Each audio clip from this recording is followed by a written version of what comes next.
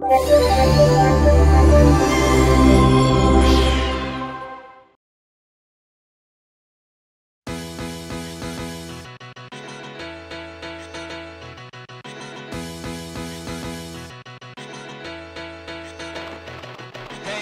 the voice of the preacher from the back room, calling my name and I follow just to find you. I trace the faith to a broken down television. I wanna get better. While my friends were getting high and chasing girls down parkway lines, I was losing my mind because the love that I gave wasted on a nice face. In a blaze of fear, I put a helmet on a helmet, counting seconds through the night and got carried away. So now I'm standing on the overpass, screaming at the cars. Hey, I wanna get better. Didn't know I was broken till I wanted to change. I wanna get better, better, better. I wanna get better. I wanna get better. Welcome to another edition of Adobe Create Now Online, celebrating creativity across web, design, print, digital imaging and video. This is a digital imaging show. We also have a design, web and publishing show, as well as a video and motion graphics show, so do look out for those. Throughout each show, we'll be joined by a whole host of creative industry professionals from the UK and the Nordics. They'll be talking about their work, as well as sharing their most used and best loved features from the Creative Cloud since it launched. We'll also have the very latest features and applications from the October release of the Creative Cloud, freshly unveiled at Adobe MAX a few weeks ago. So if you work with digital images, sit back, take notes and enjoy the creative feast that we have ahead. Photographer and photographic educator Gavin Hoey will be sharing some of his recent projects, as well as insights into how he achieved success as a photographer and an educator. He'll also be showing us his favourite Creative Cloud digital imaging product enhancements and features since the launch of the Creative Cloud. We'll have the latest Creative Cloud lowdown from Adobe MAX and take a look at your creative profile, which now lets you access your assets, brushes and settings right from within your creative desktop applications. Photographer Carl Taylor took time out during one of his photography workshops to share his work and industry insights with us. He also showed us his favourite Photoshop CC techniques for working faster and non-destructively. We have more from the October release of the Creative Cloud as we take a look at how to make the most of your creative online profile, presented by Creative Cloud product teams at Adobe MAX in LA.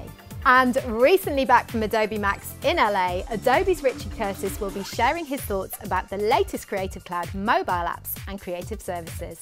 We'll be taking a sneak peek at the future of touch devices and your favourite Adobe CC desktop applications. And digital artist and author Steve Kaplin will be joining us to divulge some of the secrets to his success, as well as his favourite Creative Cloud features that have helped him produce his highly creative work. You can join the conversation on Twitter using the hashtag #CreateNow, so do let us know what you think as you watch the show.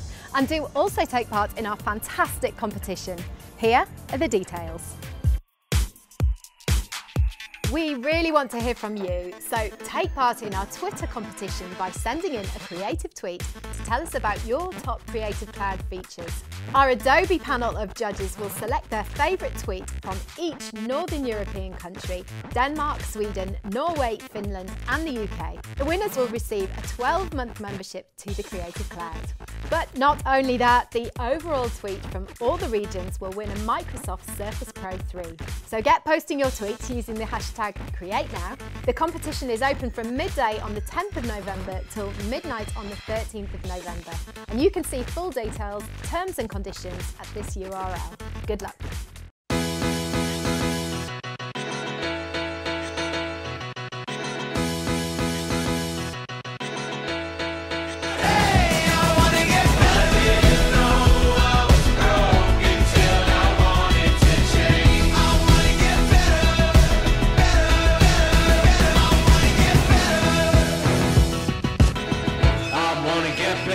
I'm here with photographer and photographic educator Gavin Hoey. Gavin, it's great to have you here. It's brilliant to be here. Thank you for having me. I'd really like to hear a bit about the types of work that you do.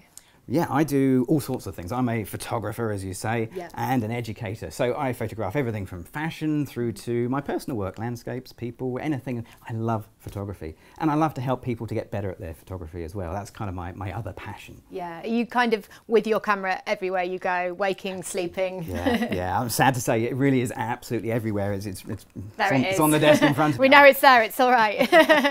Yeah, I love taking my camera everywhere. It's pictures all around us, and even though I'm doing it professionally, I'm always finding little things to photograph and new places to go and shoot. Great. I'd love to see some of your work. Can you show us some of the projects? Of course, yeah, let's have a little look. So I do a range of different projects. So there are a wide variety of things that I shoot. So for example, I'll shoot random things, at least seemingly random things, like this,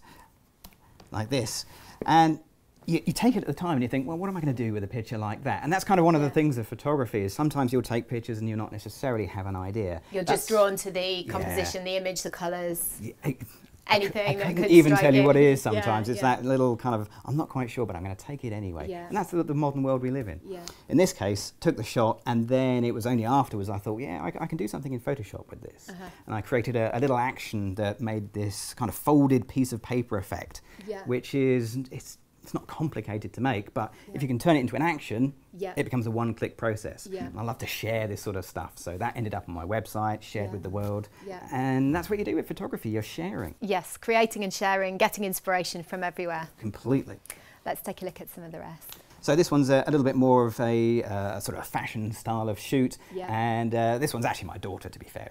And she's beautiful, isn't she? She is absolutely adorable. And bubbles, well, who doesn't love a few bubbles? Come on, love a bit of bubbles. She's done very well to get all those bubbles to sit in the right place in that shot, hasn't she? Okay, so here's the secret then. There may not have been quite so many bubbles in the original shot. Have you worked with Photoshop? I did add a few more in Photoshop. And that's the great thing. If you know a little bit about Photoshop, you know you can shoot on black backgrounds and change blending modes to blend things in. You photograph bubbles on a black background, you drop them in and bingo. Total flexibility. More bubbles. You just don't tell anyone you've done it. Oh, sorry. Oops. Okay, what else have we got there? So this is one of my personal projects. This is one of the things that I absolutely love to do, and it's 180-degree panoramas. Because I think with modern digital cameras nowadays, when you take a picture, you see the result instantly. And I go back to the film days where that never happened. There was that mystery of getting your film back. Remember those days? Yeah, great fun. Panoramas stitched together in Photoshop still have that mystery. I don't know what I'm going to do. So we're not talking about the instant kind of pan it around and do it in the camera. We're talking about taking individual shots here and combining them in the software. Some cameras will do that, my phone will do that, but I love that mystery, that sense of the unknown, and it's not until you stitch them together and Photoshop finishes the whole process.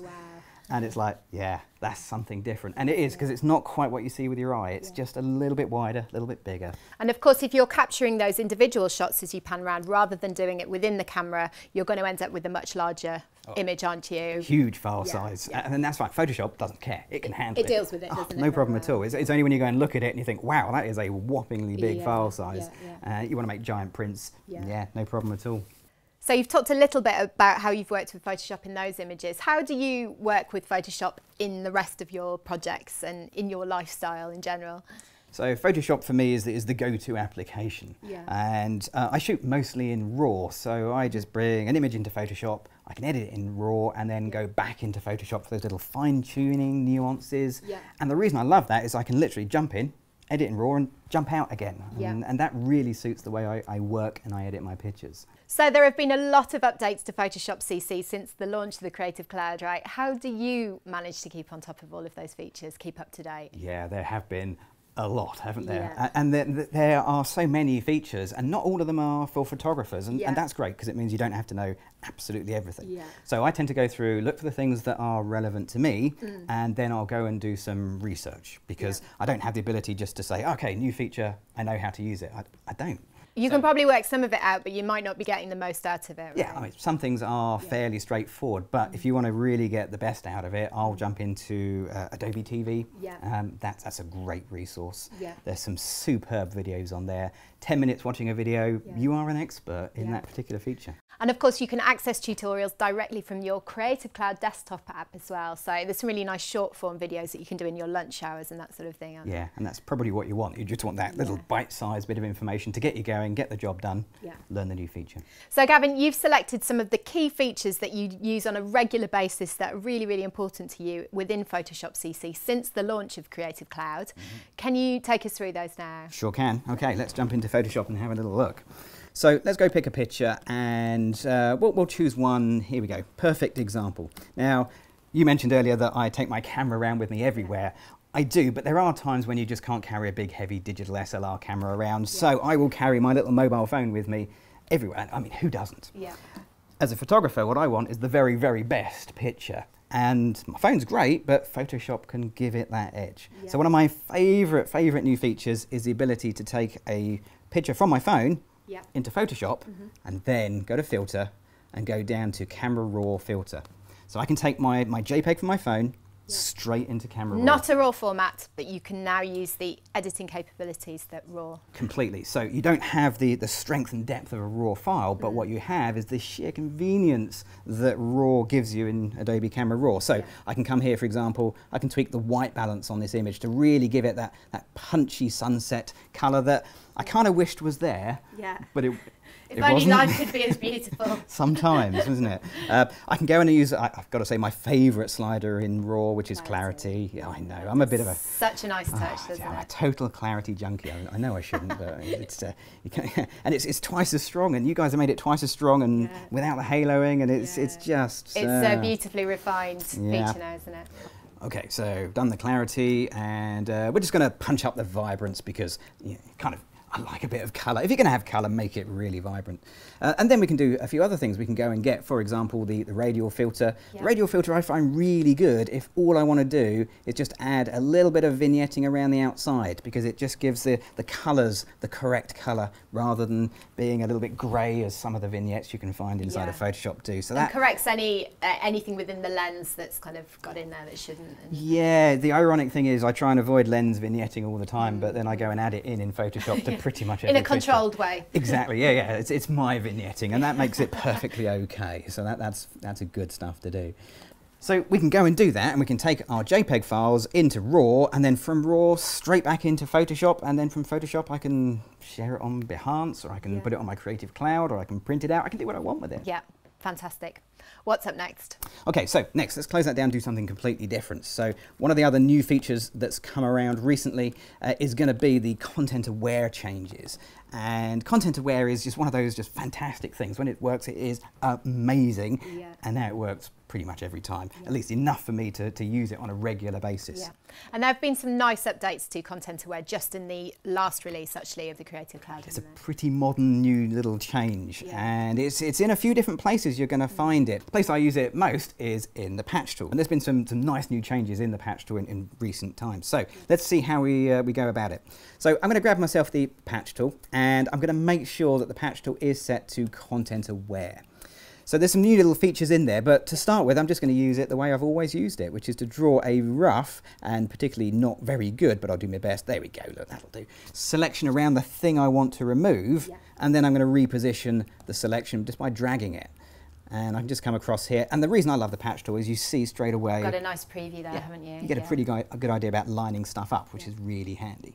So let go, and you will get a patch. Now, sometimes, occasionally, it's not quite what you want. It doesn't quite look right, and that's where the new features just win the day completely. So that nuance have changed now. You've got the control over, haven't you? It is, and it is a nuance, but it just makes all the difference when you nail it. So we've got two new things here. We've got structure, but particularly colour. And what does structure refer to? So structure really refers to the tightness around the edge of your selection. So it's kind of easier to see it, to be honest, and the best way is just to grab yourself the structure slider and just chuck it from one end to the other, and that's exactly what I do. I'll move it to the extremes. So if we go all the way up to 7, it'll give me a much tighter edge. It's a much clearer. There's less blending going on there. Much less blending, a bit like it used to be. That's fine, and sometimes that's what you want. Sometimes you want less, so go down in the other direction, go down to 1, and you'll get a much softer blend to your selection. Oh yeah, I see the difference there, absolutely. Now, That's fine, but I think in this case I want to be perhaps somewhere more in the middle. So let's just move it around. And that's kind of how I use the tool. I'll pop it in a few different places and see what really appeals, what works, what doesn't, and I'll find a spot. But I find it's the colour slider that's really made the biggest difference. Colour slider allows me to get colours that are a closer match. Now in this shot it kind of looks okay, I don't mind it too much, but if I just change my colour slider a little bit, I'll get a remapping of the whole effect. So what that does is it looks at the texture from the place that you're choosing to fill from, and it looks at the colour that you're filling to, so that it'll match that in much more seamlessly. Right? Yeah, absolutely. It's, I mean, that's a really good description of what it does. I just like to think of it as a little bit of magic because it just seems to work, and that's what all I want. All I want from a product is for it just to work. Yeah, it's Adobe magic. That's it is Adobe magic. That's it. That's what it is. It's a good description. Okay, great. And it's really simple to use. So once you've done one part, you can then just go grab yourself another little bit up here where we've got a bit of spectator, and we can just go and patch him in every single time, moving it across, fine-tuning the position, fine-tuning the results. But it's quick and it's simple, and I can clean up this image in a pretty nifty, pretty convincing way. Great, so what's up next? So next is something that as a photographer I find myself having to do occasionally, but it's not my day job. It's a little bit of text work. Okay. And this happens with clients. They want to add a little bit of text to their images, and as a photographer you have to be able to handle that. Photoshop CC 2014, big advance for us as a photographer because we've got some great text tools. Great, let's have a look. So here we've got a perfect example. I've got an album cover we were designing for this guy. We did all the layout. I did all the layout, and the guy said, yes, love it, but I want that picture instead of the original picture. No problem, the client is always right. I will bend over backwards to do it for him, but I'm going to have to move around all my text. So let's go grab ourselves a layer and the move tool, and I can move my text around, but I get these amazing little lines that allow me to line everything up. Some smart guides there. Yeah, and that as a photographer is brilliant because it just makes my life so much simpler. Really time saving that, isn't it, than having to set up the guides individually yourself. Totally, I don't need to know about guides, I just need to know that I can move stuff around on screen and I can position it and I know everything's nice and lined up. I can't tell you how much time that's saved. Fantastic. So the other big time saver as well is in the fonts. Yes. Now, there are a lot of fonts.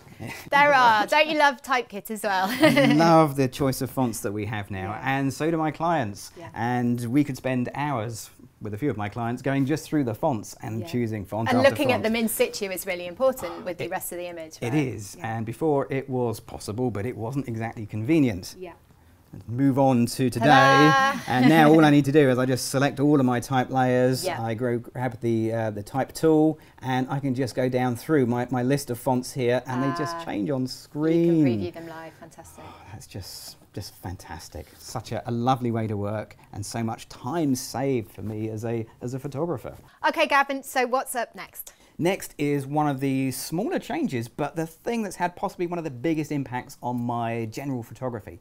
And it's all about HDR, high dynamic range images. Although now I tend to call it exposure blending because that's really what I'm doing. Yes. So here it is. This is what I do. I bring my images that I've shot, all different exposures, into HDR Pro, and I do exactly what I've always done, but one small change.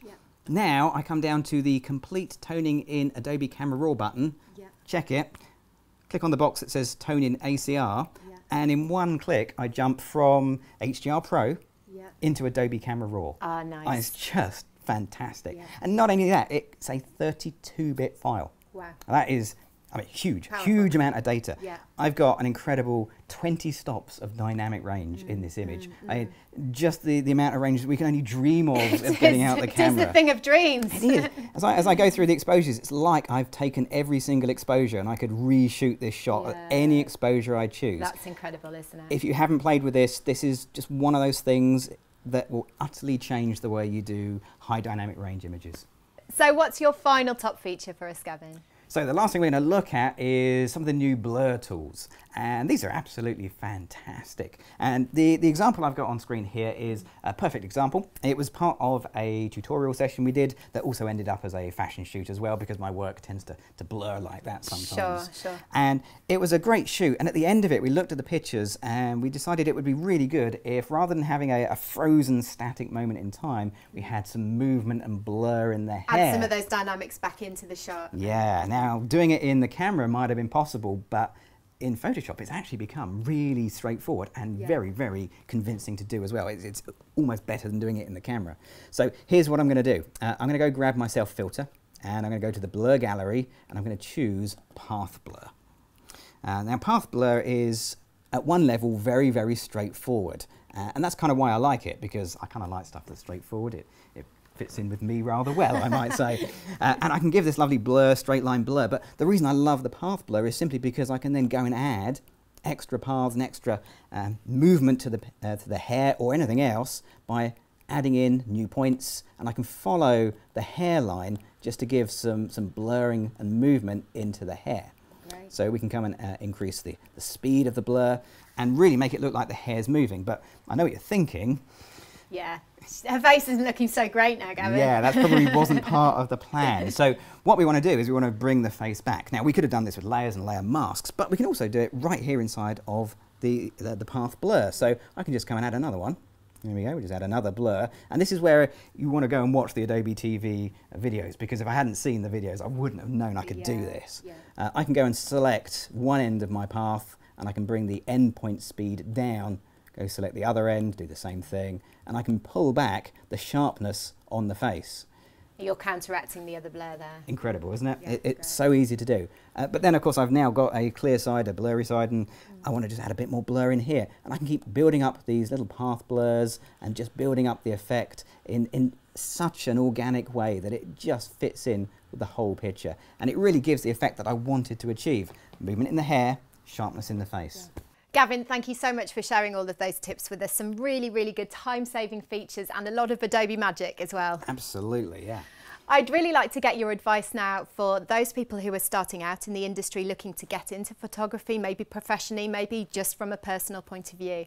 What advice would you have for them? Well, if you're going to start out in photography, now is probably the best time ever as a photographer. We've got so many great cameras and such great software to edit your pictures. Yeah. And that's the place to start. Learn the cameras, learn the software. And the only way you can do that is by taking pictures. The more pictures you take, the more time you spend in Photoshop, that's where your skills are going to come from. And by doing that, you can develop a style. And a style is what you're always after. Nobody can tell you what a style is. You have to develop it over time. Time is the key factor. Yeah, I was going to ask you actually how important it is to have your own style. Is that something that gets you specific work and projects? Yeah, absolutely it can do. There are some fantastic photographers whose pictures you can name. You can say, I know who took that shot. Yeah. If you can get to that level, you are made.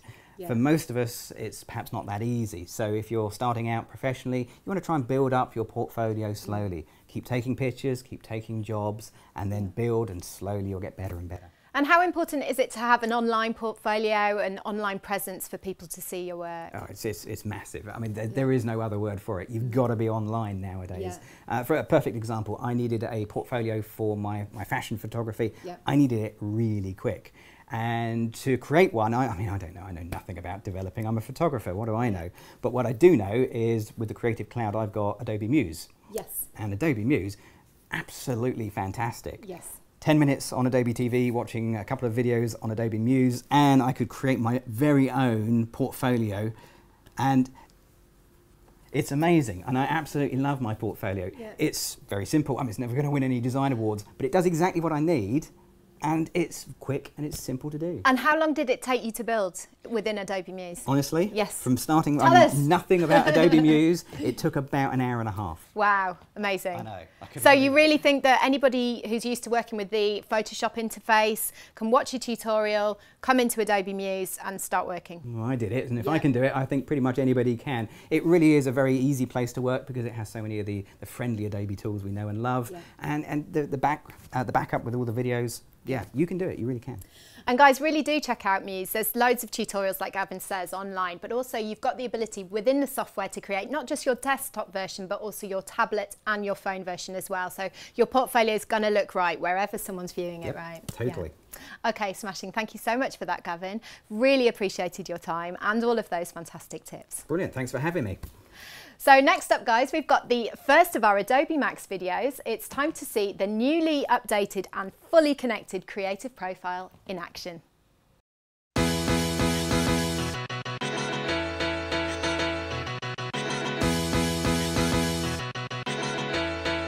Hey,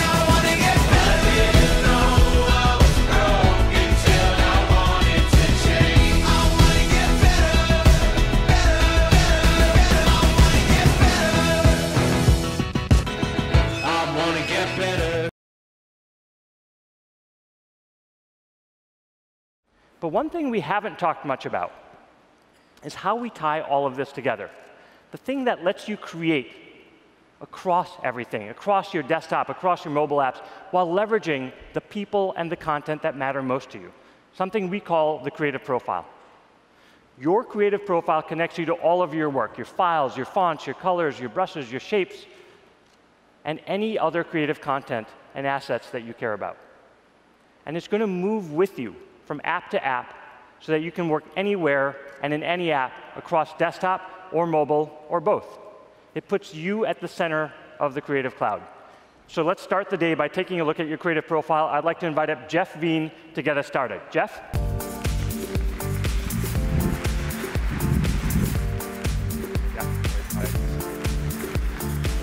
Wow, hello everybody.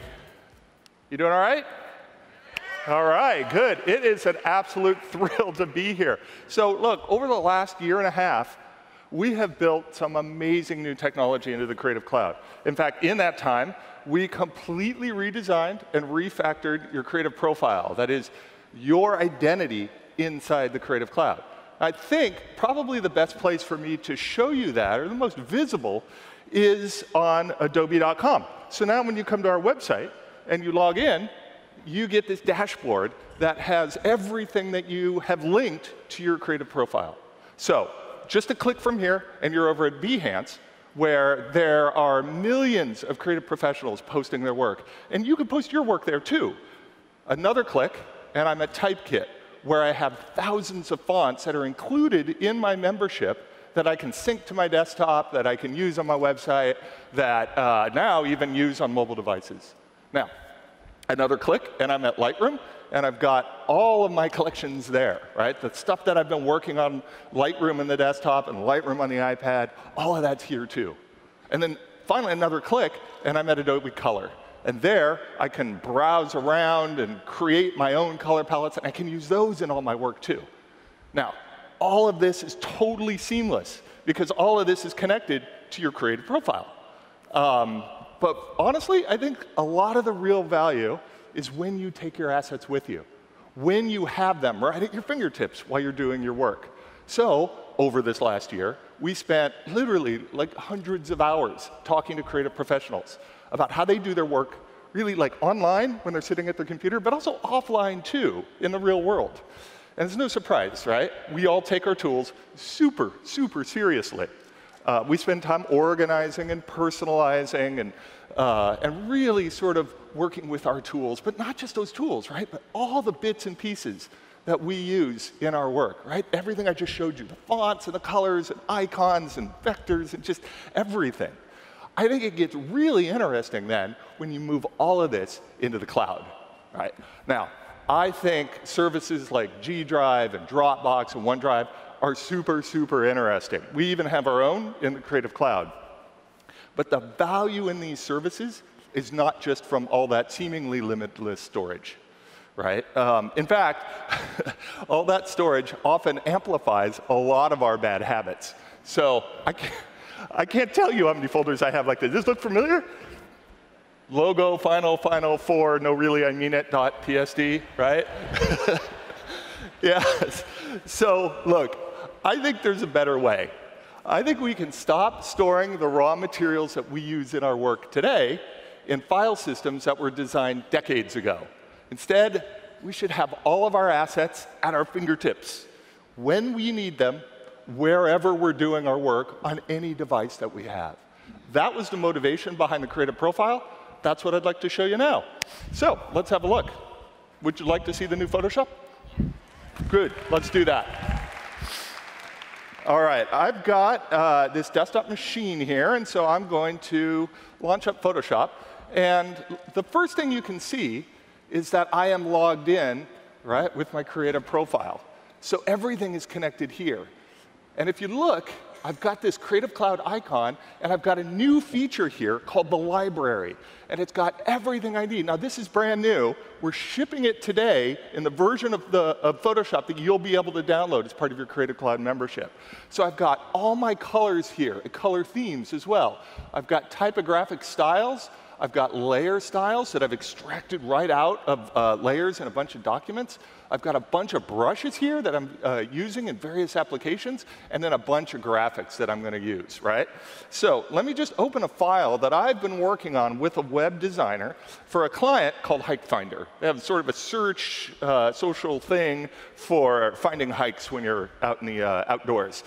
And I just want to show you how incredibly simple it is to just select something in one of these, drag it over, and just like that, there it is. I've got this image. Now it's in my Creative Cloud, right? It's connected to my Creative profile. So if I were to switch over to the new Illustrator, which also has libraries in it now, you can see that right down here, oh, look at that. Unable to connect to server. That's great. Are you guys, did you all just literally jump over to start downloading Photoshop right now? Is that, is that what's happening? So let me see if the guys backstage can kind of switch things over here. Oh, there we go. I'm on the server. And we should be syncing here in just a moment.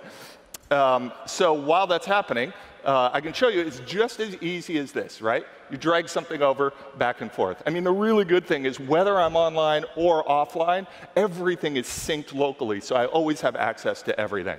So, all right, let me switch back over to Photoshop. And let's see. Actually, guys, can you switch to the other machine so that I can start fresh from there? And there we go. Perfect. And there it'll just load right up. And here we go. I've got my profile, and I've got my welcome screen. Nice. There we are. And from here, I will just open up this file here. It's sort of a template. Now, I'm going to build a mobile app for this client. And I'm going to start by showing you some of the other libraries that I've built. Because I've been working with this client, put all of this stuff in this library, but you know, I do other work as well. So I've got this icon library that I sort of collected while I was surfing around the web. I got a bunch of colors here. This is a library that I built to talk with the client about how we might do a redesign come spring. Here's something I find really useful. I built this library full of device templates with blank screens so that I could just literally like drag right over and just get started. So that's what we're going to do now. I'm just going to put that right there. Looks good. We'll go back over to the Hike Finder. There we go. And I'll come down here. I got this image, which I think is going to look lovely right there. Very nice. Let me just move that. Well, we'll just put that right there. And I'm going to move this. I'm going to put a search interface right there, center that up. And I will add this icon. So that's looking pretty good. OK. I need the logo. So I'm going to go back over to Illustrator. And I'm going to open that up now here. Great. So I've got the logo here. And there it is. Let me just zoom in on that a bit for you. So here you go. And before I do, like, I could just drag this right into my library, and I would have it all synced up. But before I do, I'm just going to select it. Now, this is an Illustrator file, right? So Illustrator knows everything about it, and it knows all the qualities of that. So if you look right down here at the bottom, right, Illustrator is saying, oh, yeah, I know what's going on here. You have a color on this. And so I can simply click that, and there's my color. It's going to sync up, and now I've got that in the Creative Cloud. I can use that everywhere. I can grab the typographic style, and just like that, there we go. I've got that as well. And then I could grab the graphic as well. Now, before I do that, though, I don't think this blue is going to work on that background that we're doing in the mobile app. So instead, I'm going to switch over to this iPhone that I have here and show you the Creative profile on a mobile device. So I'm running Adobe Color here. So I'm just going to launch that right up. And here you can see I've got all the themes that I have been collecting. But look at this, right? I am connected to my Creative profile. So that means that under the themes here, I just tap this. Whoop, let me get it. There we go. And now, well, this is great. There we go. Live in front of everybody. I will just launch Color and tap this. My goodness. There we go. And under here, I've got all of those libraries. So here's all the libraries that I was just showing you on Photoshop and Illustrator. And they're all here, too. So in fact, I'll go into Hike Finder. Boy, things are really slowing down here. I think we got some kind of network stuff. And I will, right here, add a new color palette. Now, this is looking pretty gray, so thankfully I brought something with me. I borrowed this from my son. He would probably say I stole it from him, but we'll just grab that. That's looking good. I will name this Maxed, and there we go. And there's my palette, right? And right now, in the background, that's being synced to the Creative Cloud. It's just as simple as that. So all those libraries are going to have this. In fact, let's go have a look right now. I'll go back over here to Illustrator, and let me just scroll back, and let's have a look. Well, it looks like we are, there it goes, it's syncing. Let's see if we still are having some of these network issues. I'm not quite sure what's going on. I'm sure the guys backstage are working that out. So I'll just use the one that I've got here and select all of this. And that yellow looks pretty good. And I'll just drag this right over. And there it goes. And as you can see, it's syncing up right now. So that means if I switch back over to Photoshop, let's see. It should be syncing right now. And that should come in. Again, there it comes. And here I've got everything, right at my fingertips, ready to go. Well, that's taking a little bit of time. Let's see. Well, there it is. Good. So let me just drag that out. I'm going to try that one. Well, we'll just do it like that. We'll go for a little redesign of the logo here on stage. And I'm going to show this to the client, see what they think. So just like that, round trip, right, with all of my devices connected together. And again, right, regardless of whether you're online or off, everything is synced locally, so I will have access to all of that stuff.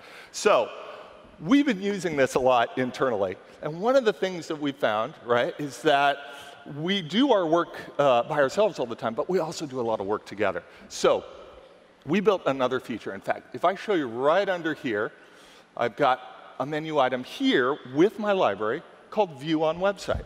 So if I were to select that, I'd come right over to this website at adobe.com, which is also linked to my creative profile. So what I've got here is everything that I just showed you in the palette, but organized with this sort of elegant and beautiful design that acts as a sort of automatic style guide, always showing me everything that we're currently using with this client, right? So here's my colors and the typographic styles and all those images. Then under the action menu, look at this. I have a function here called Collaborate, so that when I click on that, it will pop up this dialog that shows me all the members of my team right here, and here they are. This is everybody I'm working with, right? So that means everything that I have in this library, they have as well. So think about that for a minute, right? So yeah, thank you. Well, good. I don't even need to ask you to think about it. I think you get it. But that means every single change that I make is broadcast out to my team. So they always have the latest version of the logos and the colors and the type styles and everything. I think this is going to bring out the type A in a lot of creative directors. Am I right? All right, cool. Now, I just want to show you one last thing. And that is, up here, I have been running the desktop version of the Creative Cloud app the whole time. So you can see I got a bunch of stuff. My team is here and stuff like that. And that's because my creative profile is here as well. And I'm connected to our community, right? So here is all the work that my community is working on right now. That's pretty cool. But we also have a new feature that we have been working on called the Market. Now, we have worked with Behance members to license from them over 20,000 individual assets that you can use in your work. And it's all right here if I click on Assets, and here's the Market, right? And you can see I've got vector shapes and icons and patterns and brushes, and I just have so much stuff here. And I can use all of it. Now, let me just show you how easy that is. I'll select right here for a search, and I think for Hike Finder, we will search for tent. Let's see. There we go. Some tent icons. This is looking good. This feels like the style that we've been using. So I'm going to go right here, and look at that. When I click download, it shows me all the libraries, right? So everywhere that I've got my library, I can now have this tent. So I'm going to say, put it in the Hike Finder library, and now it's going to sync, right? Back to the Creative Cloud. It knows that it's in my profile. So that means if I go back to Illustrator, and I will create a new document here for you. That looks good. And there it is. It just pop up. I drag it like that. And again, my whole team has it. As simple as that. So there you go.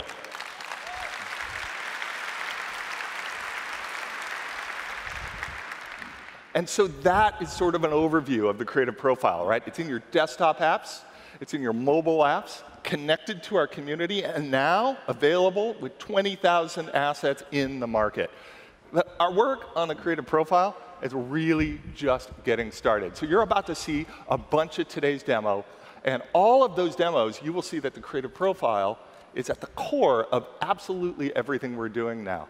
So look, I've been working with creative teams for, oh my gosh, like 20 years now. And I don't think it's ever been easier to stay connected and to do our work. And frankly, I cannot wait to see what all of you do with all of this stuff that we're launching. So thank you very much. Have a great day.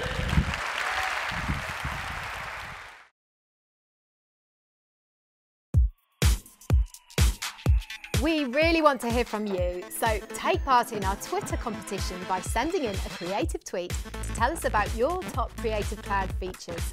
Our Adobe panel of judges will select their favourite tweet from each Northern European country: Denmark, Sweden, Norway, Finland and the UK. The winners will receive a 12-month membership to the Creative Cloud. But not only that, the overall tweet from all the regions will win a Microsoft Surface Pro 3. So get posting your tweets using the hashtag #CreateNow. The competition is open from midday on the 10th of November till midnight on the 13th of November.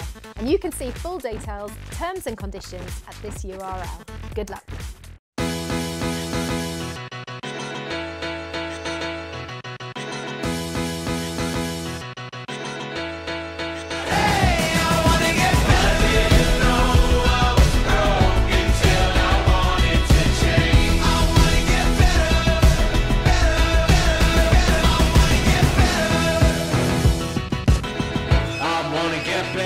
Do join in the conversation via Twitter using the hashtag #CreateNow and let us know what you think so far. Now, a couple of weeks ago, I dropped into the Hasselblad Shoot London event to seek out some Creative Cloud tips and digital imaging inspiration from photographer Carl Taylor.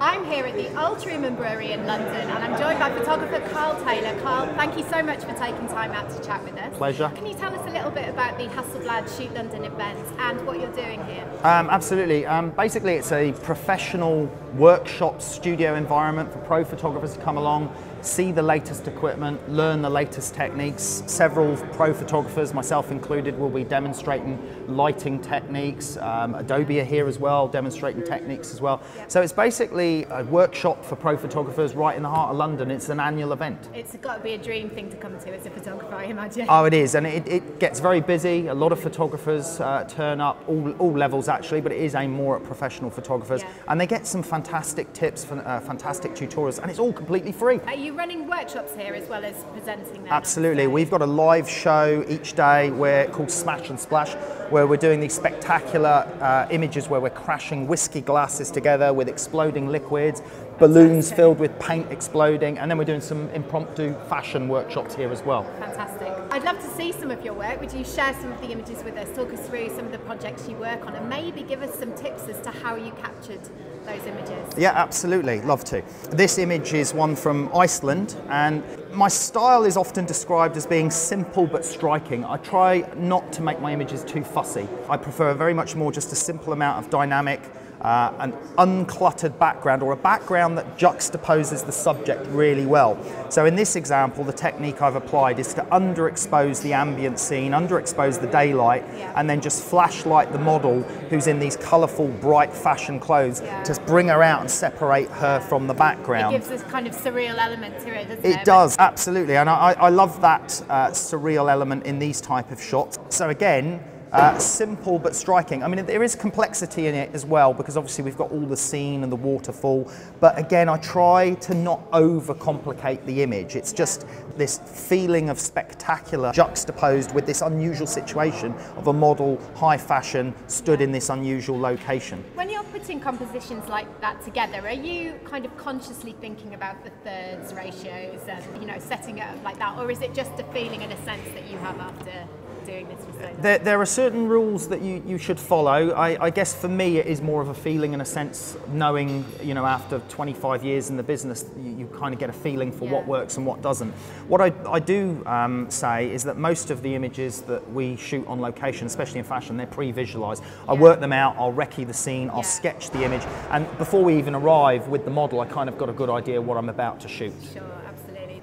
Let's have a look at some more. So this one's a studio image that we shot recently, and again, you see that it's very simple. I often use just these very soft graduated dark grey backgrounds, just a hint of graduation on the background from a light there, and then striking lighting on the model, and then it's down to the makeup, the styling, hairstylist, and my job is just to capture the model's pose and light it as best I can. I'm very focused on getting my lighting as best as possible. Obviously an image like this has to have skin retouching, has to use Photoshop, and that plays a part in my work, but again, I like that simplicity in my imagery, just so that there's not too much to distract you, there's one thing to focus on, and if that one thing is striking, then I'm happy. Yeah. So you mentioned Photoshop, and that's something that's always in the news when it comes to retouching. Can you talk about the sort of level as to which you're happy retouching, and maybe show us some examples of the sorts of things you do? Yeah, I think retouching sometimes does get a bad name, because sometimes it is taken to extreme, and maybe it's used for the wrong reasons. I'd say with my retouching work,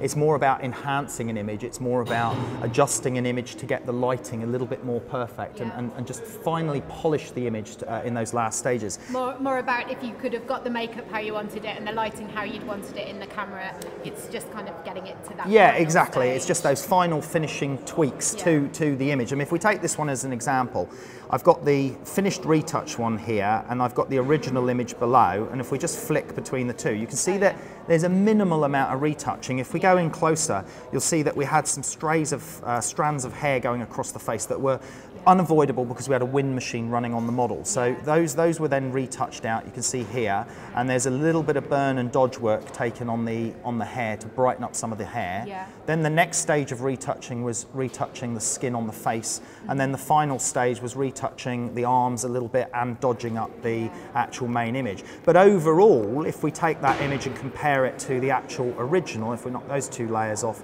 take it back, it's enhancement rather than massive retouching. It's still her, isn't it? It is still her, and that's what I like with my imagery, is not to take it too far, is to achieve what I can in camera and with lighting, and then use Photoshop for those key final polishing stages. Yeah, great. You've got an extreme version, haven't you? I have got one of more extreme. For a tutorial. Yes. Can we just take a quick look at that? So this is what's possible, but not what you generally do. It's not what I generally do. We actually put this together as an example of what can be done in Photoshop. So this is more extreme. If I turn those layers off, so it's gone from that all the way to that. Yeah. And the reason for that is that we deliberately lit this with a harsh light, and it wasn't a high-end makeup job or hair job. I think the model just did it herself. Yeah. And I wanted to show what could be demonstrated. This is actually part of one of our training courses with using Photoshop. Yeah. And you'll see the extreme here where we've basically transformed the model's makeup, face, skin,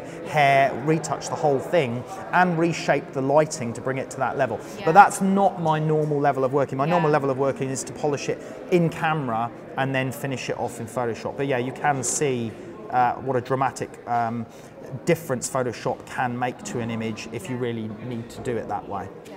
How important is lighting to you in the work that you do? That's crucial. That's everything for me. That's what I'm absolutely methodical about and obsessed about. I've always been, for me, photography's always been about clarity, defining the perfect image, I used to work in large format film 5x4. Now I work with the Hasselblad high-res cameras, and lighting, getting the lighting absolutely perfect is a key part. And nowadays you can really capture so much through that lens, can't you? Yeah, absolutely. The camera resolutions these days are huge. You can define the detail to incredible levels. But I also mess around with different techniques with my work. It's not all about just straight imagery.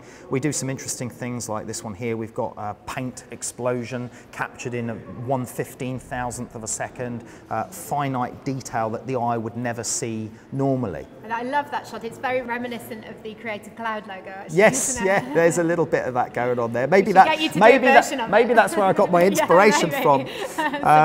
Another interesting one where we're messing around with light, for example, is this one. Here we used a 6-foot fluorescent light tube, and during an 11-second exposure we wrapped it around the model and then flashed the model with lighting as well. So we caught all that in camera, but we did use Photoshop to finish off, enhance the colours, clean up the floor a little bit, and the final polishing requirements of the image. Right, it's fantastic.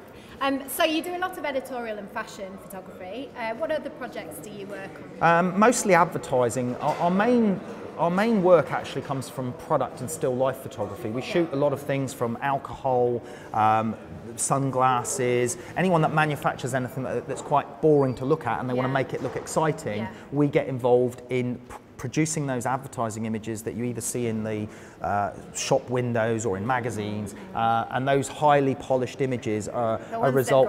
The ones that grab you, yeah, they're very punchy, very colourful, and they're a result of good lighting and technique.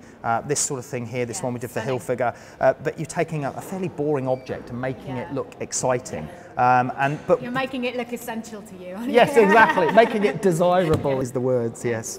So yeah, that's primarily what our job is shooting product, still life photography, and then we cross over a little bit into fashion, commercial fashion type stuff, and personal fashion work, and experimental images as well. And I've seen some really strong shots here. There's a woman with a dog. Yeah, it was a campaign where they were shocked at the prices of how cheap this stuff was to buy. So brilliant dog acting there. How did you get the dog to look so shocked? Well, the dog didn't look like that. We had to get the dog to bark, so the dog opened its mouth, but then retouching was used to reshape the eyes and the eyebrows and the mouth to give the dog the shocked expression. Obviously, the woman who's an actor, she could deliver. She managed to do that. We didn't have to liquefy her, but the dog has gone through a liquefy process to shape it. Photoshop. Oh, absolutely, yeah, Photoshop. There's another good example of that as well, which is this particular shot here. And this one here with the steam. I shot the steam coming out of a kettle. And then we took those elements and composited them into the main shot to give it that look of steam coming out of his ears. So where necessary for an advertising brief, obviously Photoshop is essential because you've got to put certain components together that cannot be achieved photographically because that doesn't actually happen. No. You know, steam doesn't come out of people. Kettles behind his head might have been He might have got burnt ears. He might have got burnt ears. But yeah, I'm sure I've made steam come out of people's ears before, you know, inside their mind, but not in real life. So. Jolly good. So Photoshop lets you kind of achieve the imagined there, doesn't it? Absolutely. So Carl, while I'm here, I'm going to suck all of the knowledge out of you that I possibly can. Yep. I believe you've pulled out some of the key features and elements within Photoshop CC since its launch to share with us. Yeah, well, one of the features I really like is the camera raw filter being combined into the Photoshop module. I use the camera raw filter actually, interestingly, to look at skin tones and skin colours. So I've just brought this image up here, which was the original image of the version we were looking at before. And I use this to adjust luminance. And you can see here by pulling just the orange channel in the luminance, I can see how that's going to make the skin look if I lightened it later using burn and dodge tools. And often I'll actually apply some of these luminance filters or desaturate the skin slightly just to get a feel for how it might look, whether it'll improve it if it's got added saturation or improve it with decreased saturation. And it's all done in a non-destructive way with the camera raw filter, which I absolutely love. Also taking the hue of the skin, sometimes you've identified which colour is most appropriate, so in this case it was the orange, but then I can just shift the hue and it might be that this image could look that little bit more dynamic, a little bit more exciting if the skin tone just shifted slightly. And I find the level of control in the camera raw filter editor, very, very good for that as well. Then there's some other nice features as well with the split toning, so you can achieve just slightly different colors in the shadows and in the highlights, lens correction filters, and of course all the standard exposure control, temperature control, bringing up the whites. Again, I love using the whites level in the control on the camera raw as well, controlling highlights. So you've got this infinite range of control over the image with the camera raw function. And actually these are very small adjustments that you're making, but they're kind of really adding the edge to the shot, aren't they? They are. I mean, it is working in those little methodical step-by-step processes just to fine-tune the image. Yeah. And I think it's good if you kind of understand where you want to go with the image with your pre-visualization. But often I do find Camera Raw and Photoshop very good for just experimenting and see what happens, see what works, see which colors come forwards and which look better and which work better with the image. So a little bit of experimentation, a little bit of playing around with those sliders and seeing what works and see where the image, which direction the image might take. And sometimes I actually produce 2 or 3 versions and then I'll line them all up afterwards and then think about which ones I like the best. Another thing that I often do with Photoshop is I'll work on an image for a couple of hours and then I'll step away, have a coffee break, go and have my lunch and come back with fresh eyes to the images. You can get a bit used to something, can't you? Yes. And go a little bit extreme with it. But of course the great thing with the non-destructive workflow is that you can retrieve what you've absolutely what you can retrieve and that's another thing with the new crop tool. I love the crop tool feature because previously with the crop tool, when you crop something, you cropped it and that was it. You weren't getting it back again. But there are so many possibilities with cropping an image. If I just wanted to go for an upper body crop, and I've now cropped that image, but if I decide later, you know what, I wish I hadn't done that, I can go back, open the crop tool again, let's just go out of there, open the crop tool again, click on it, and then I can get the area of the image that I'd cropped previously back again, which is absolutely fantastic. So, you know, it's a non-destructive process with the crop tool that allows me to try several different crops without having to produce lots of versions of that same image. I can just stick with the one image, but have as many crops from it as I like going forwards. And you've got the ability to set up the kind of the dimensions of the crop quite precisely in there as well, and look at ratio overlays. Absolutely, yeah, and that's very important because quite often I'm working with art directors or designers and we're working to a very specific page layout or a poster size, and they've given me those dimensions and they want to see how the image will work with the copy that's going to be overlaid on top of it. So yeah, having those preset ratios that you can type in to you know, figure out exactly what works for the crop is fantastic. Have you got any tips as to how people can speed up their workflow when they're doing this sort of image process? Absolutely. Quite often clients, we're shooting such high resolution images with 50, 60 megapixel cameras. These images are 9,000 pixels across. That's a lot of data to process, especially when you're giving them layered files. So quite often we want to supply the client with various file sizes so they can open them quickly or apply them to different things. It might be an A4 magazine advert. So rather than having the full res image, I like to give them different sizes. So I use image processor quite a lot, and I use that and set up different preset sizes so that the Photoshop can run through all the images I'm going to supply, give them a set of TIFFs in one size, give them a set of JPEGs, lower res just for preview purposes, and I don't have to sit there and open and close every image. I also do that with actions. I've got a lot of actions that I've created myself, especially for converting images to black and white, where I use things like the gradient map tool and then also the saturation levels, and I apply several different layers that allows me to mix and blend them together. And it's quite a time-consuming process to do that one by one. So I write actions, record it on one image, and then I can press play and it will open up all the files from a shoot and have all those layers ready for me. So running and recording my own actions is a big time saver. Can you show us an action in action? Yeah, absolutely. So, okay, if I want to create a new action, I can say new action, and I'll just call it burn and dodge, for example, B and D, and I'll say record. So now it's recording that action. The next thing that I want to do would be, say, create a new layer, and then I want to change that layer to soft light mode, so that I can now use black and white tools to burn and dodge on that soft light layer. Then I might want to add another layer for a different purpose. Let's say I want to add a curves adjustment layer and put that layer on there. Now I've added those two things, and now I can say stop on that action. And then I can basically play that action back again on a different image. Let's open that one. And then I can find the action that I just created, which is there, B and D, and you can see it's just the background straight layer. And you can see all the elements within there, so yeah, you can see, actually select the parts of that action itself that you want to apply as well. Yeah, and you can edit them as well. So if you've made a mistake, you can actually go in and tweak some of those actions as part of the process. But once you've got the action there, you can just hit play, and there you go. There's my soft light burn and dodge layer, a curves adjustment layer, and it's done instantly. But not only that, you can set the action to do it across a batch of images in a folder. So it's not even that I have to do it one by one on each one. I can just say, batch process. Exactly, I can say run that action on all the Everything images that goes in this into folder. that folder. Yes, exactly. Fantastic. So things like that dramatically speed up your workflow. Carl, thank you so much for sharing those tips there. Lots Pleasure. of speeded up workflows and non-destructive editing techniques, so really, really useful No, stuff. my pleasure, Iona. Thank you very much. I'd like to get even more out of you now. Could you share some tips with those looking to get into the industry to work in photography and digital imaging? Well, events like this at Shoot London are a fantastic way to introduce yourself to what goes on in the industry, understand a little bit more about it. Hasselblad run studio days where photographers can come and experience things. But I'd say my most important advice to anyone learning photography is to concentrate on your work, concentrate on precision, concentrate on getting a great end result. Don't accept mediocre. To succeed in photography at a high level, your work obviously has to be very good. To be meticulous. Yeah, and we teach that in our own training. You know, it's you've got to get your work to a certain stage, and it's a lot to do with understanding the process, understanding lighting, understanding programs like Photoshop, and putting all of those things together to get your images to a really high level. And how important is it to be known for a certain style of image? You've obviously got a very graphic, simple, very striking style, almost hyper-real.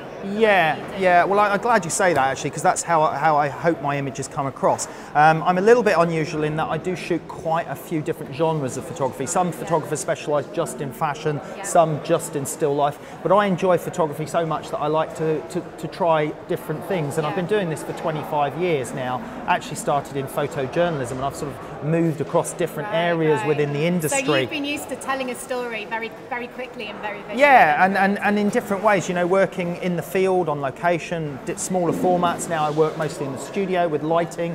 So I've got a sort of broad range of experience in photography, and because I like various types of photography, I try and experiment with all of them.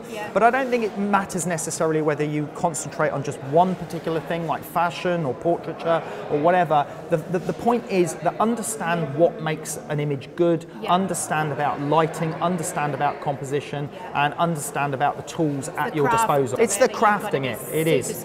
You really do need to concentrate on the craft, and if you can do that and you can focus on that and you're passionate enough, then you'll get there. And how do you showcase your work? How do you make sure that people see what you do? How do you get the next job in? Well, it varies. I mean, your website is, you know, very, very important. I mean, Adobe with Behance is a great platform, isn't it, for getting your work shown across a lot of different through other creatives as well. But we do a lot of different things. We do seminars, trade shows, things like this. We're very popular on the web with our training services as well, so we've got a huge audience there. But initially, actually, you go back to the old school days when I was first starting out trying to win new clients, it was simply a really nice polished portfolio and a leather-bound portfolio, sending them out to ad agencies, sending them out to art directors, and just trying to get your foot in the door. So the old school techniques can work as well. Yeah. And just to sum up the final bit of knowledge that I'd like from you, so what's been the secret to your success? I think it has to be hard work. You know, I started in photography as a hobby when I was 17, moved into photojournalism, travelled the world, did a lot of hard work with my images, worked as assistant for other photographers, even worked in professional Kodak darkrooms, ProLab darkrooms, learning those techniques. A lot of investment in skills and learning and practice, and then, you know, fine-tuning it. I'm 45 years old now, and I'd say my work's come a long way in the last 10 years, from 35 to 45. So it's never too late to learn, and it's never too late to improve. And I hope that my imagery still improves for the next 10 years as well.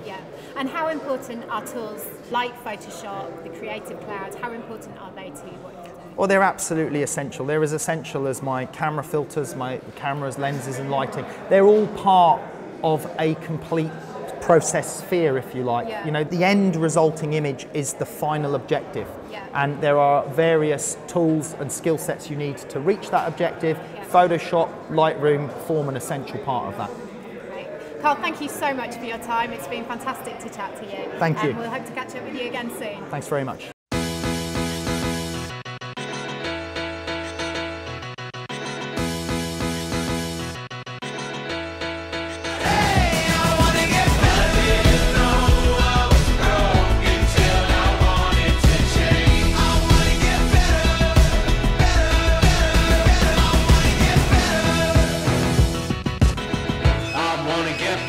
Now it's time for another update from the October release of the Creative Cloud. It's back to Adobe MAX to see how to make the most out of your online creative profile.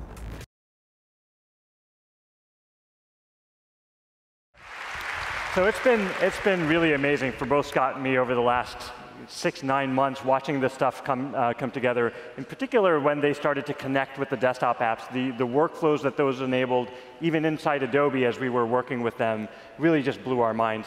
But one of the things you highlighted, Scott, during the demos was the connection, not just with our desktop apps, but the connection between the mobile apps and community. Do you want to talk a little bit about that? Yeah, sure, David. So the creative profile, which was certainly a theme of today's demos, actually got its origins with the Behance portfolio and this notion of all of your public work being collected in one place.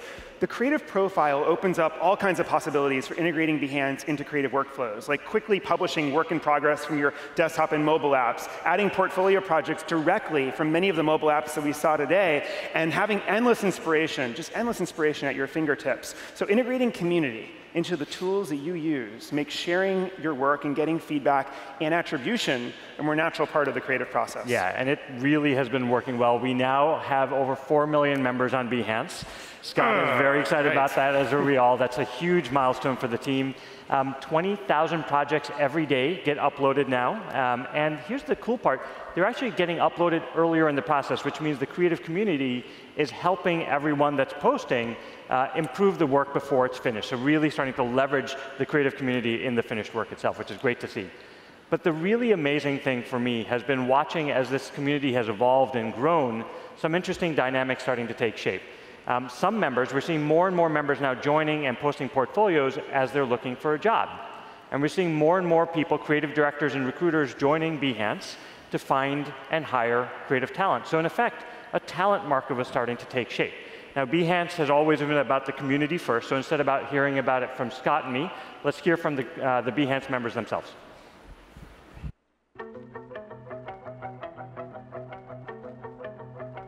So on Behance page, I created this Japanese Supergirls section, and that got picked up by Japanese media. And then all of a sudden, they're like, do you want to be on Japanese TV with this famous comedian? And that was exciting. A lot of things changed when I posted this personal project on Behance called Facebook Facelift, which was like this concept of a different way to think about Facebook and how it's structured and how it looks. And I was kind of like overwhelmed with the feedback I was getting. A lot of freelance work just came in as a result of that. We're always on the hunt for the industry's best designers, the best creatives, and using Behance on a day-to-day basis is a very important thing for us going forward. It's a nice community because it's really based on professionals sharing their ideas. I use it very much as inspiration. So whenever we start out doing creative searches, Behance is always the first place we start.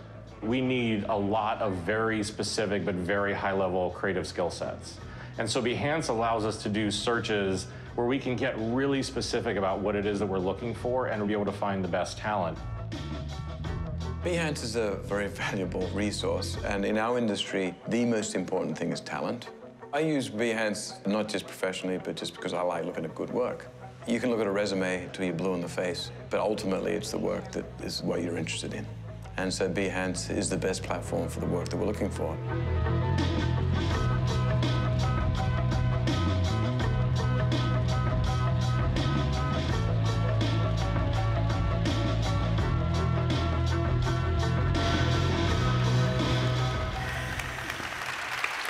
So you too can be on Japanese TV. Scott, I know this has been a personal passion of yours for over a decade. You and the team have been fiercely focused on this moment, and it's a big deal. We're today officially announcing Talent Search on Behance. You want to take us through that? Yeah, no, I'd love to. So over the years, we've been working to organize all of the portfolio content on Behance and enable the creative community to start curating itself. With Talent Search, we want to try to leverage the network to connect creatives with opportunity. And so here are a few things that are driving Talent Search. So the first is that Talent Search capitalizes on the portfolio rather than the traditional resume. So by organizing and indexing portfolios in real time, we can help creatives get discovered in new ways and possibly foster more meritocracy in the creative world.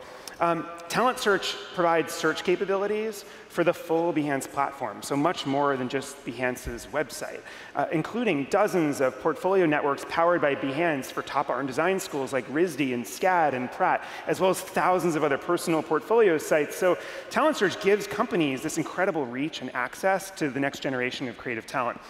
And finally, Talent Search lets us tap what we like to call the creative graph for recommendations. With data about every public project published, community curation, and the relationships between top creatives in every field, we've developed recommendation algorithms to help match creatives with opportunity. And your recommendations only improve as you discover more people. Right, and this actually surprised both Scott and me as we started to see the creative graph, all of the data and associations with the creatives on Behance come together with our imaging science. The recommendations that were being made were mind-blowing. You want to take us? Yeah. So let me give you a sneak peek here at Talent Search. And so you'll see here I have my activity feed, which I see every day when I open up my browser. So I'm going to jump into talent searches. And so these are my running talent searches right now. This is the new product that we're launching today. And you can see I'm running a search for a photographer for a Max shoot. I'm running a bunch of fun searches here to test out the product, including one for an illustrator for a children's book I'd love to write someday. So I'm going to jump into that search. And you'll see I'm seeing a lot of the candidates that are being recommended to me by the system. The system is cleverly giving me different types of illustrators I may want to consider working with, as well as people that are discovered by me using all sorts of premium tools that I get as a talent searcher, and those that apply to the opportunity if I make it a public posting. So I'm just going to scroll down here, and you'll see the types of people that are being recommended to me. And let me click on Anna. So Anna is a candidate here, and you can see her portfolio, and you can see it's a real distinctive style of illustration. And listen, I might want to connect with her. I can direct message her. I can shortlist her for the search. But let's say she's busy. Let's say she comes back and is like, hey, I'm sorry, I can't work with you.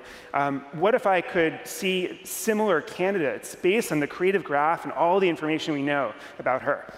And so here you can see a run of other similar sort of stylistically, illustrators that I might want to consider working from all over the world. Right, and this is not just a short list of people who have designated themselves as children's book illustrators. This is really looking at the image science and finding similarity matching.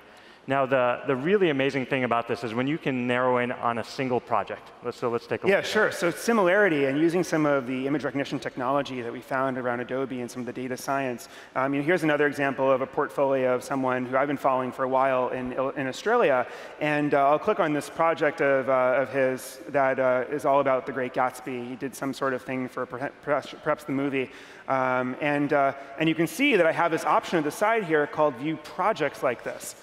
This is great for art buyers as well as just people trying to understand, the similarities between work out there. So I'm going to click this, and what you'll see is, again, the creative graph at work for me returns from the millions of projects on Behance, projects that have like a real distinct level of similarity. Yeah, this is going to make it much more efficient as people are looking for talent and looking for ideas. So thank you very much, Scott. Super excited. Thanks, Great. David. Thanks.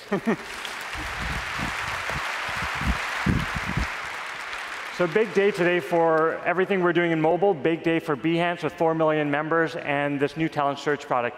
And here's the simple focus we have with Talent Search. We want to do everything we can to help Creative Cloud members grow their careers. Talent Search is a big step forward for all of the reasons Scott just mentioned, and one more. The leading employer for creative professionals is the marketing department. Who gets this? They spend $300 billion a year hiring creative talent. Now, many of those marketing departments use Adobe Marketing Cloud to run and track their campaigns. So the teams are hard at work combining our Marketing Cloud and our Creative Cloud. So it's much easier for Creative Cloud members to find jobs, and it's much easier for Marketing Cloud customers to find and onboard creatives. This is a really big deal, and I think this is going to drive billions of dollars of opportunity to Creative Cloud members over the next few years, and it's going to make the marketing departments using our products much, much more agile and productive. So if you're a Creative Cloud member and you're not using Behance, give it a try. It's a great way to stay connected with the 4 million creatives you just saw, connected into your development or your creation process. It's a great way to find the next project or job that you're looking for, and it's a great way to hire some amazing talent if you're looking to grow your own teams.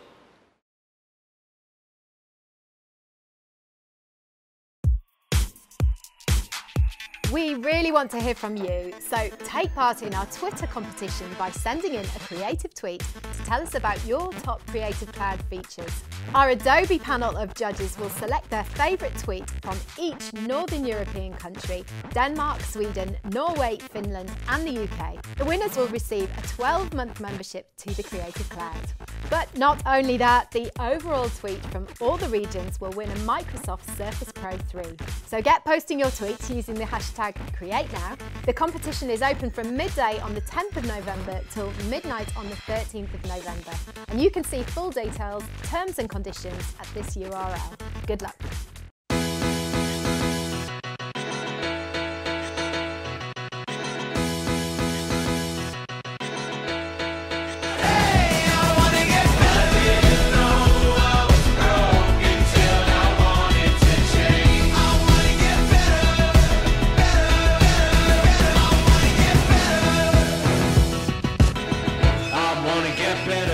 We really want to know what you think of all you've seen so far, so do get in touch via Twitter using the hashtag #CreateNow. While I was at the Hasselblad Shoot London event, I grabbed a few moments between presentations with my colleague Rich Curtis, recently back from Adobe MAX.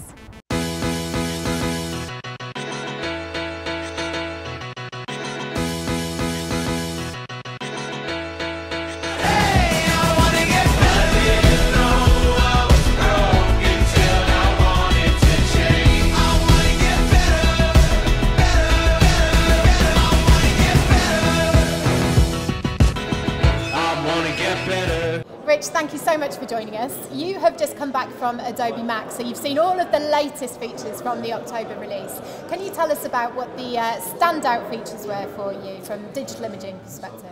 Absolutely. I think the mobile apps were just released for the iPad and the iPhone are just absolutely killer. You know, that you can take organic shapes and organic brushes and bring them through into your iPad and your iPhone for using your comps later. Are just amazing. I mean, I've been using Shape a lot just for capturing really cool kind of icons and graphics out in the real world using my comps. Create vector objects from them. Yeah, absolutely. And the way that syncs across into your desktop application to Photoshop and Illustrator using the Creative Cloud libraries are just amazing. You know, I can go capture something and then instantaneously I have it to use on my desktop apps. I mean, that workflow is just absolutely seamless and transparent. Yeah. It's amazing. It's fantastic. And Adobe Color as well, the rebranded Cooler app, that's also heavily integrated within all of the desktop apps. Yeah, absolutely. And Creative Cloud libraries really kind of enables you to take those organic shapes, organic colours and bring them through into your creative process. It's amazing, yeah. Fantastic, yeah. And so we've had this whole plethora of mobile apps as part of the October release, but not too long ago we had Photoshop Mix and Lightroom Mobile come out, right? Can you tell us a little bit about how that works within your digital imaging workflow?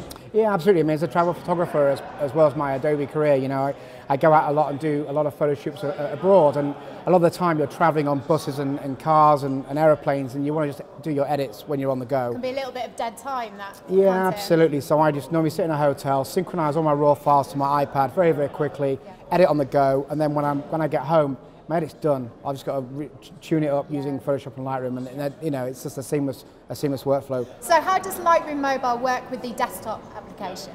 So that's a great question. You know, Lightroom on the desktop is the source for all of your raw imagery, and that's always going to be the case. But really, Lightroom Mobile as a companion application synchronizes those raw files using the Creative Cloud. Yep. So you put your raw images on your desktop, synchronize them to the Creative Cloud just by turning on a collection to synchronize, and it's pretty much done for you. Yeah. It's really simple. There's a web view and there's also a Lightroom Mobile, and any adjustments that are made on the desktop or on the mobile device are synchronized automatically behind the scenes. And it's all non-destructive in the way that we love it to be. And it's all non-destructive and super, super quick.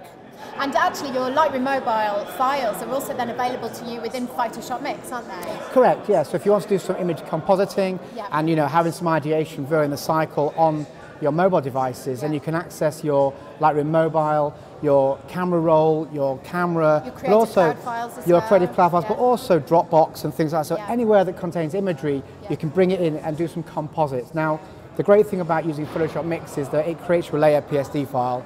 So it starts the ideation process, but it's all non-destructive, all from the word go.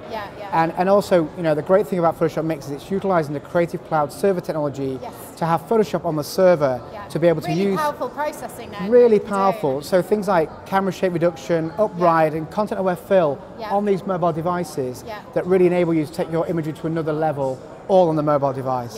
It's amazing. Yeah, fantastic. And then, of course, when you're ready to edit, you can send it to Photoshop. Yeah, because it works all over the world. So you just kind of like say go, and it's just there, and it's like, wow, that's amazing. So super amazing.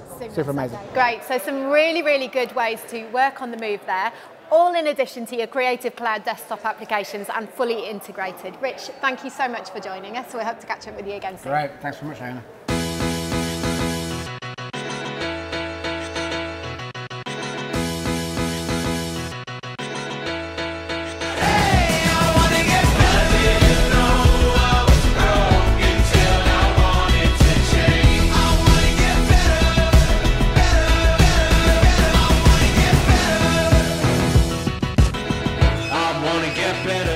Now it's time to see what the future holds for touch devices as we head back to Adobe MAX.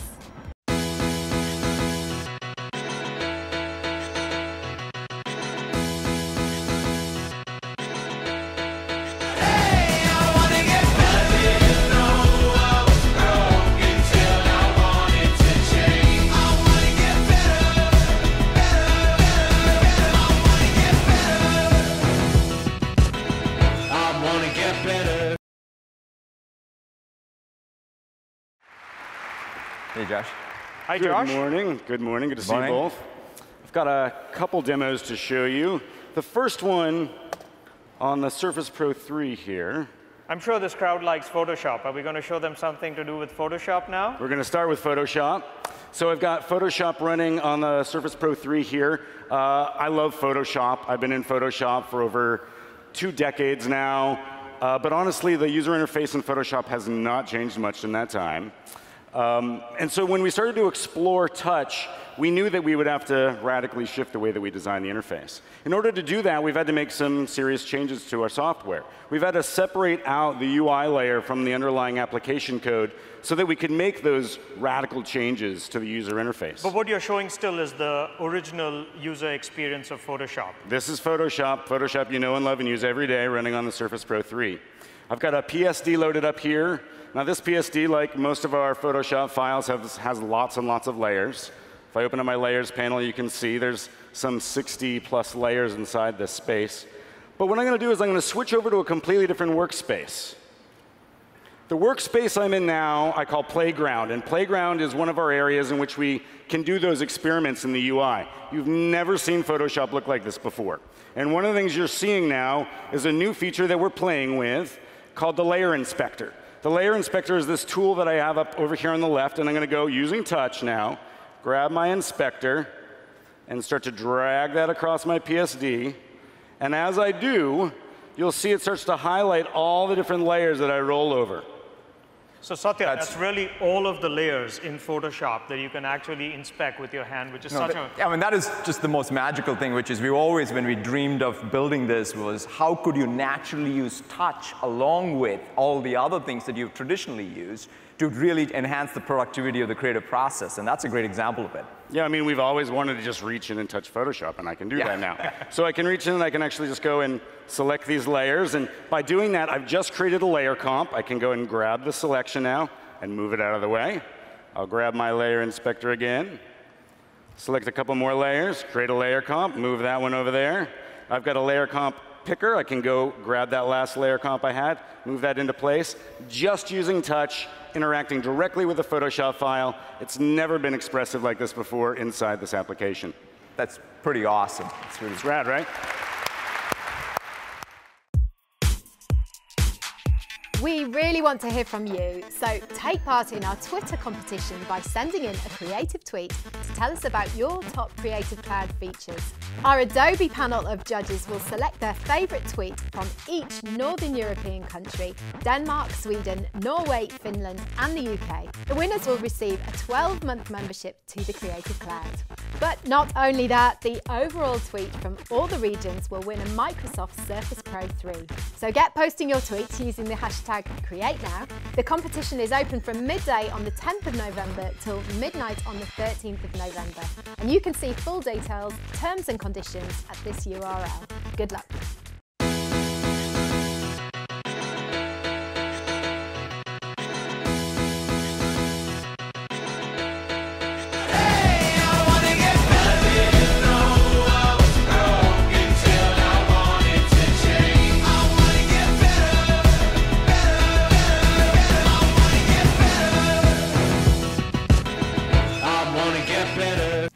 I'm joined now by Steve Kaplin. Steve, thank you so much for being here with us. Steve is a digital artist and author. Could you tell us a little bit about the work that you do and perhaps show us some of the projects? Sure. I'm a freelance digital illustrator, so I do satirical photo montage illustrations for newspapers and magazines. That's something I've been doing since 1989, which is a frighteningly long time ago, before Photoshop, in fact. So I started with Photoshop. How was that even possible before Photoshop? It was very tricky. In fact, for the first 3 versions of Photoshop, there was no separate layers. Yeah. I remember when layers were introduced into Photoshop. Yeah. It was the same week as my second son was born, and I was thinking, I don't know which one's going to have a bigger impact in my life. And I'm still trying to decide. Photoshop, surely. I think possibly Photoshop. I hope he's not watching this. So can you show us some of the work that you've produced recently? And certainly. This was an illustration that I did recently for The Guardian, and it's Michael Gove, who was then the Education Secretary, if I zoom in on this, pouring a bunch of individual teachers, that's right, and he's tipping them out of this bucket into this educational mincing machine, and they're stuck in this school, and then they come out the other end as sort of identikit teachers. Processed teachers at the end. Processed teachers at the end. It's about how he wanted to stamp out the individualism of teaching. Right, okay, brilliant. This one was an illustration for Radio Times, and it was about how Top Gear would look if it were presented by women. And it's nice to have a bit of fun with this and get a few details in. So the tattoo on Jeremy, or perhaps Jemima Clarkson, reads Top Gear translated into Chinese. Thank you for Google for that one. Very good. Little Ferrari necklace that Hammond is wearing. I rather love that, actually. It's rather cool, isn't it? You like that one? May looking, I don't know why he just seemed to need curlers and he's half ready for the show, though. He's half ready, but he always is half ready anyway. It's a bit scruffy.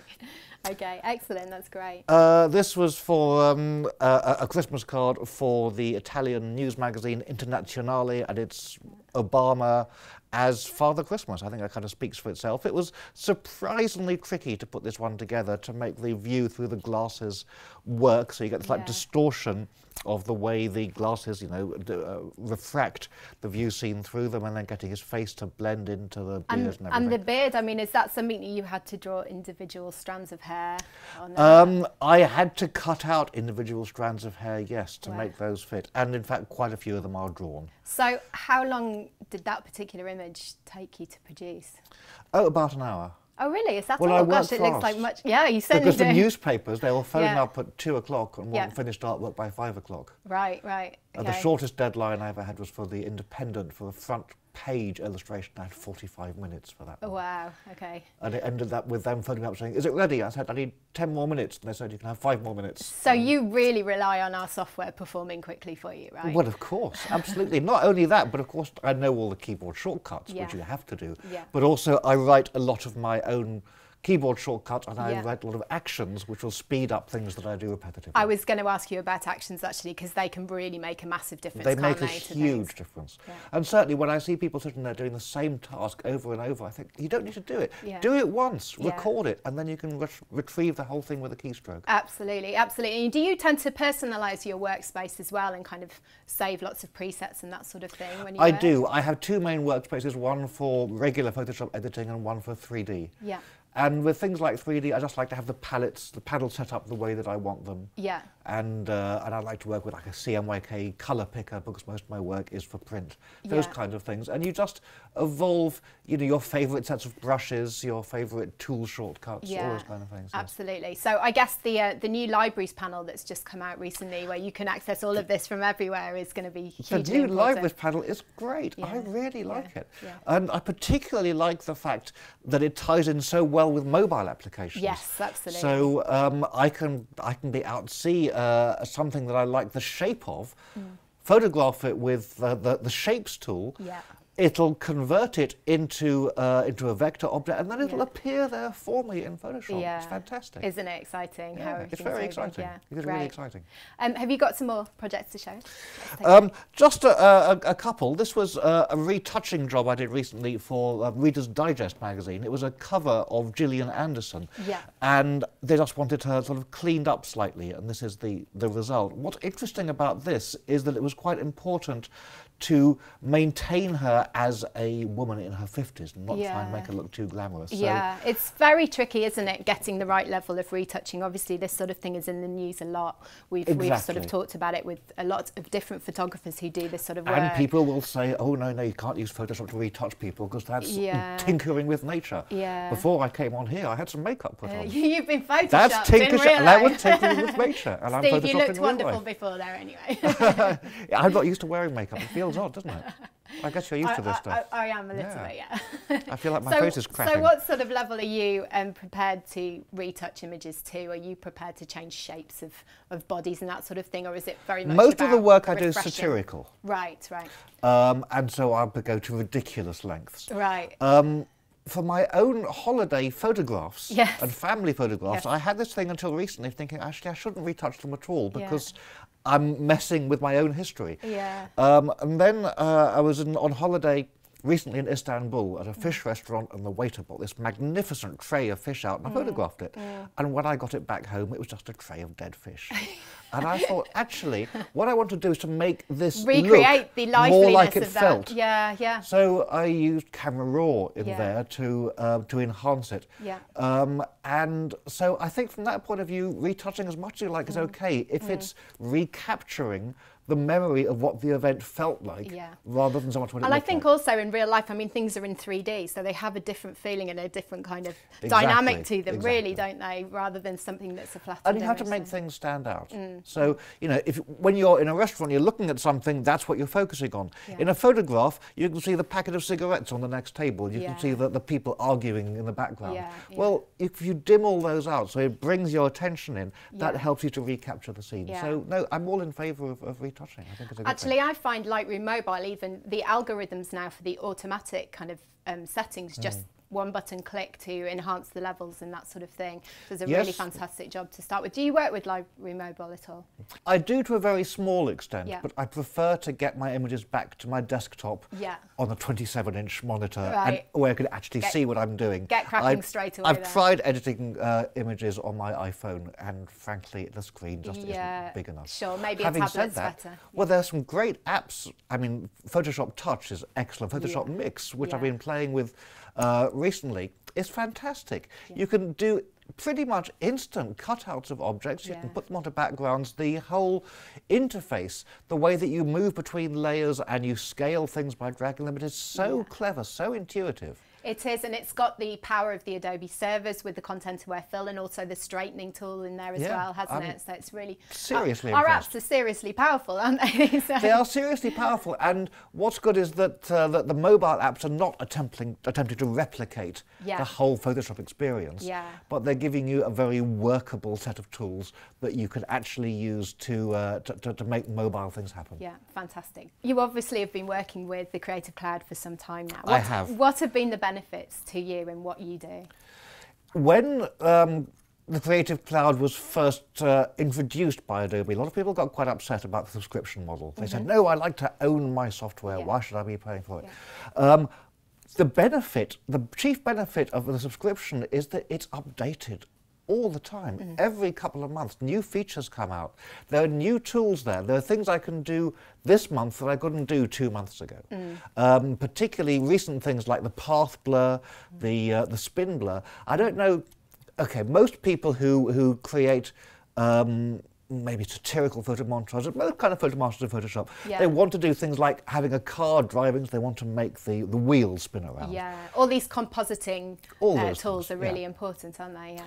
Previously, that was a real pig of a job to do. You had the radial blur filter, but it was only perfectly circular. It was very hard to control. It meant working with multiple layers, taking things apart, joining them back together. Now you can do it all in one shot, and it just works so smoothly. So those updates, they're great. They're a great reason for subscribing. It just works for me. So you've pulled out some of these key features that you use on a regular basis since the launch of the Creative Cloud. I think the path blur and the radial blur are amongst them, right? Absolutely, yes. Would you like to show us some of them in action now? Absolutely. Well, let's start with this image of a roulette wheel, and I want to make the roulette wheel spin. This is the kind of task that would have been so hard to do 6 months ago. This would have been a major process of taking off the wheel, distorting it so it makes a square, spinning it, trying to distort it back again. It would have been horrible. So what I'm going to do first, I'm going to take this, it's only a single layer, and I'm going to turn it into a smart object. Yes, because we want to keep everything non-destructive these days, don't we? We want to keep everything non-destructive, but also with a smart object, then we can selectively apply the filter afterwards. So that's really clever. Great. So I'm going to go to Filter and Blur Gallery, and I'm going to choose Spin Blur. And here's the default. You get this little spin coming out right in the middle there, where we can drag that to move it where we want. And that's pretty good in itself. What we can also do is grab the side handles and not only change it so it's an ellipse rather than just a pure circle, as it would have been before, but we can actually change it to work on the tilt. We can have it pretty much any shape we want. So I can pull this right out so that it matches the shape of the roulette wheel. And this sort of in context on screen editing that you're doing there within the stage itself is really, it makes this sort of thing a lot easier, doesn't it? Very, very much so, yes. Absolutely. And you've got this head-up display, so you can drag this around and I can decide exactly how much I want to spin this, so I can give it, that's quite a nice amount of spin all the way over there. Let's take this off for now. So we've got this nice smooth spin. It's not rotating around the center of the wheel, so we can actually drag this up. If I hold down the Alt key as I drag it, and I can move the center of this spin. And that is a very, very nice thing to be able to do. And then you can also add this strobe effect, so you can get a few of the iterations of the spinning wheel coming in there. So this is adding the effect that the camera would naturally have. Exactly, exactly, yes. And actually, that's not bad. Let's get rid of that one. And I'm going to apply that. Let's say go ahead and let's apply that to the image. And then this is going to save this back into it, and there it is. Now, we don't want the handle in the middle to be blurred, of course. Because it's a smart object, every filter you apply has a built-in mask. And the mask masks not the layer, but the effect, but the filter. So we can go for our brush tool, and I can paint over that central column. Let's go for more of a soft brush. And when I'm painting in black on here, that's hiding the effect. And if I go a bit too far, as I did over the edge there, well, I can just swap over, paint in white to reveal it again. And there, in a few seconds, so fast. It's something that would have taken an hour to do with a previous version of Photoshop. So this is fantastic. It's a huge benefit. Not something you want to do every day, but when you do, it makes it so much easier. You're really going to save the time there. Fantastic. And so there's another blur effect, isn't there, as well, that you've selected? There is. The path blur, which I really like. So let me just open up this, this image. So here is a very, very simple composite. we've got this saxophone player, and now he's just plonked onto a different background. And as it stands, well, he doesn't look like he belongs in this background, but also he's very static. There's no sense of music coming from this. So the first thing I'm going to want to do here is to make him blend into that background. So I'm going to go to Image, Adjustments, and I'm going to go for this one that people don't use very often, which is Match Color. Great. It can be a little tricky to get your head around, but actually this one works by making the tones of one layer match the tones of another layer. So the target is the sax layer, that's good. The source, we're going to make the same document, and we can choose the background layer. Oh, fantastic. So you can even go to a different Photoshop document that you've got open. Exactly, exactly. And you get this rather extreme effect. Well, we can take the luminance and the colour intensity down somewhat, and then we can fade the effect. And if we go somewhere like this, you can see that's not bad. You know, it's still very clearly the same guy, but that's how it was before. If I take the preview off, and when this is on, it just makes him match that background. It's adding the lighting in there, isn't it, to him? Yeah, fantastic. So already he feels more like he's part of this image. Yeah. So now, make him move. Let's make him move. Well, let's make him into a smart object again, because that lets us edit this later.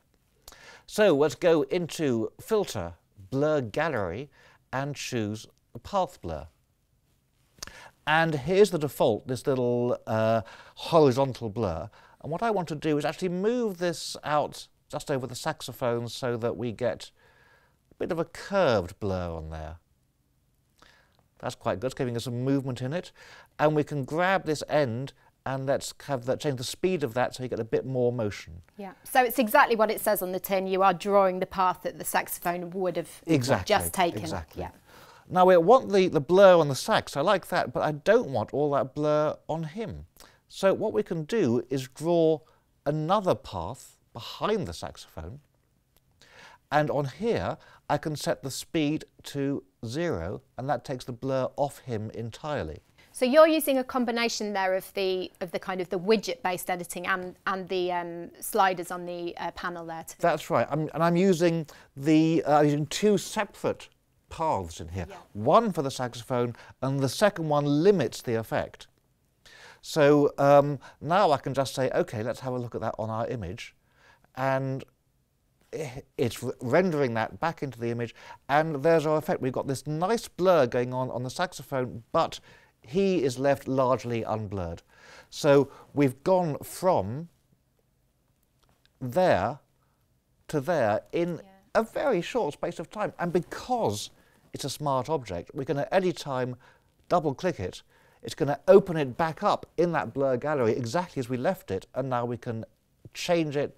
We can add a strobe effect to this if we want to make that saxophone judder a bit more.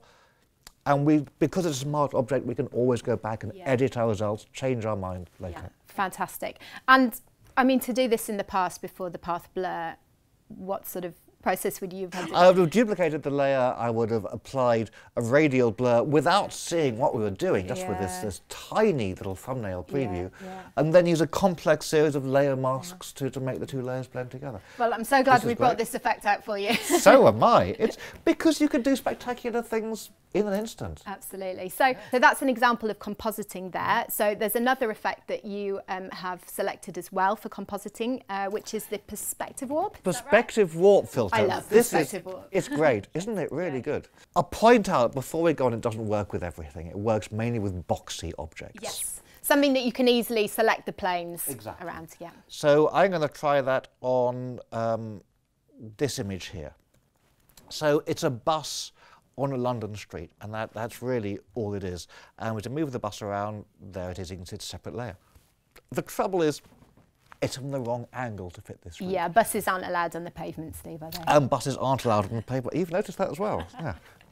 Yeah. So to make this fit in, again, previously it would have meant dividing the bus into two halves, the front and the side, and then distorting each one. The trouble is when you distort each one independently, joining them is difficult because the perspective moves elements around on that join, and that's hard to work with. The first thing I'm going to do though is just to lower the saturation a bit, just to make it look a bit more in keeping look with a this bit rather grubbier. drab. A bit grubbier, but also a bit more in keeping with the street that we're on. That's a bit better. So I'm going to go into Edit and choose Perspective Warp.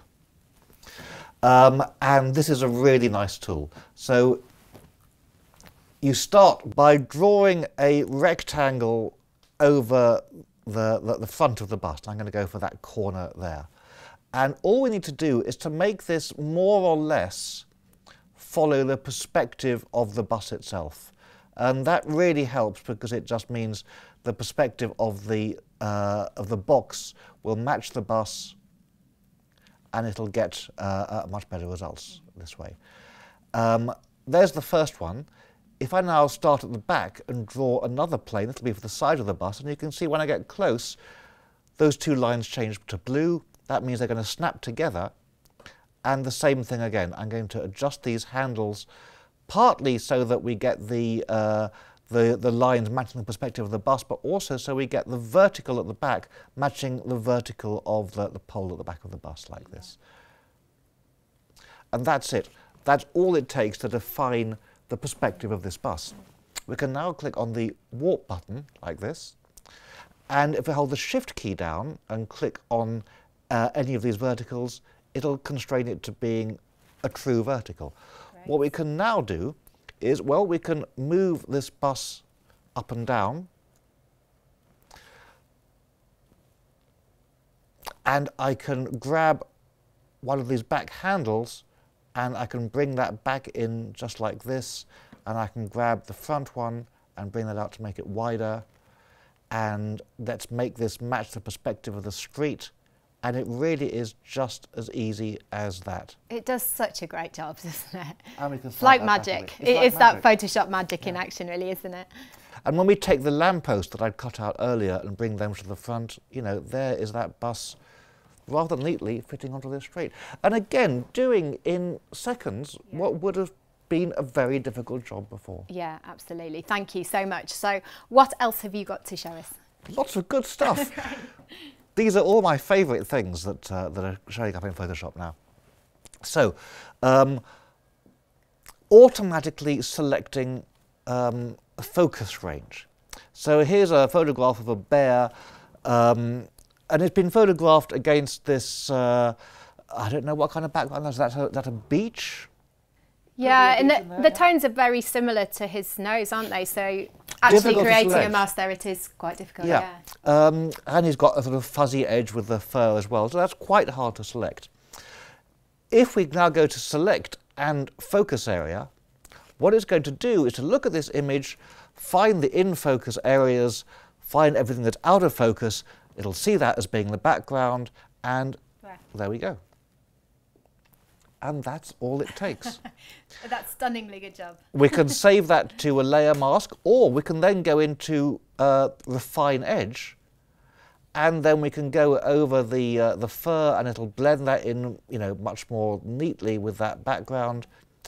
If we upload this to a layer mask, then it's going to come down to, there's our bear on his new background. Great. So the refine edge looks at the kind of the areas where lines should be softer, puts a little bit of feathering around that, doesn't it, around the mask? It's particularly good for dealing with fur. Yes. And hair, because it distinguishes between hair and the background. I have no idea how it does that. And I think animals and people are probably the things that are lifted out from their background for compositing more than anything else, I imagine. More than anything. Let me show you one more example of this one, because it's worth having a look at.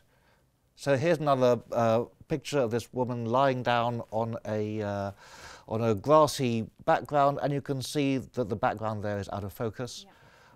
Once again, we can do select focus area.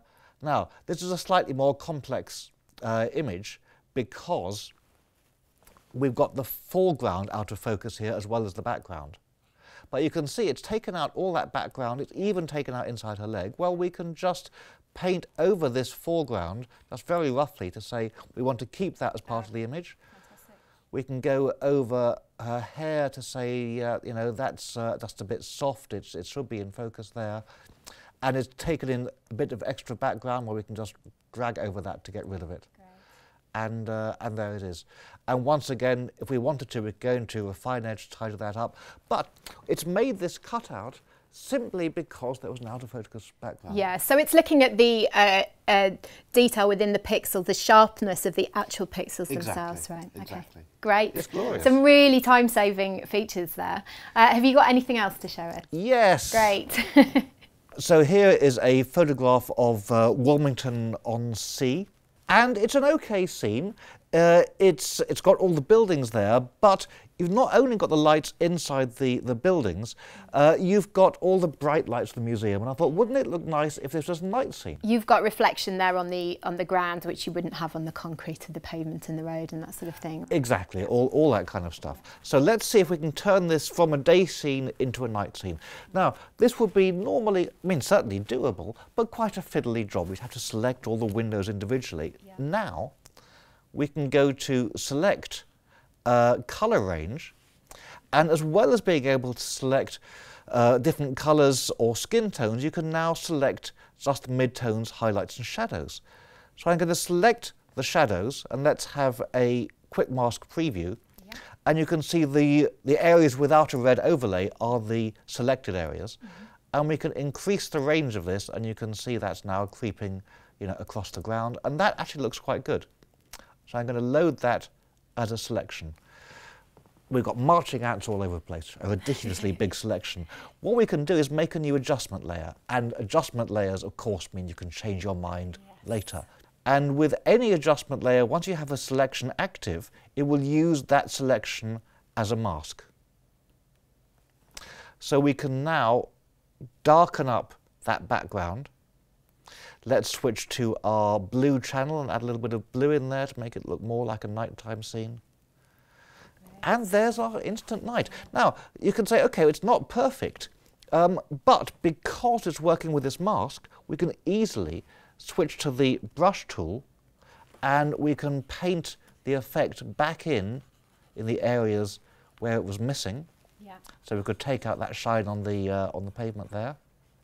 Or we could say, let's have some light spilling out in front of this doorway, and we can paint some light coming out of there as well.